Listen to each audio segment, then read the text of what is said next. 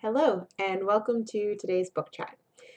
So just as a little preface, for those of you who don't know, I am an author myself, and I do these book chats on books that I've read, generally, not my own books.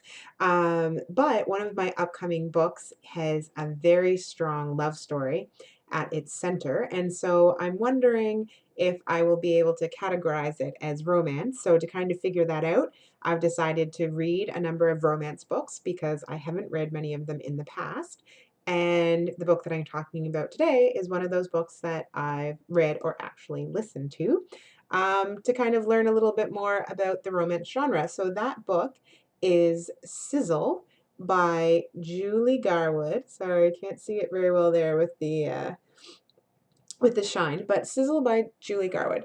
And so this novel is about a young woman named Lyra Prescott who is a film student, is fairly wealthy, beautiful, and I think that's a typical character trait, or not really a trait, but visual trait in romance. And she finds herself in some trouble and needing the services of a very hunky Scottish FBI agent. So, one thing that I really liked about this book is I haven't read a lot of romances, but I do find that many of them follow a certain formula, which a lot of books follow a formula. That's kind of how the readers know what they're going to get. Something that was interesting about this book is I thought it was a romance, and then probably for the first 20% of it or so, I could guess which characters were going to end up together, but they hadn't met. I wasn't really seeing that, and there was a lot of a story building, which I really enjoyed. Um, I guess just the story that was blossoming. And after that, it did follow a lot of the conventions, but it was still an enjoyable story. I shouldn't say still. It was an enjoyable story, and I found myself listening to it with apt attention. Actually, my favorite part of this book was a character who didn't even really have any true interaction with the hero or heroine. It was the assassin, and his characterization was just hilariously done. He was this kind of bumbling hitman who had a ridiculous sense of self and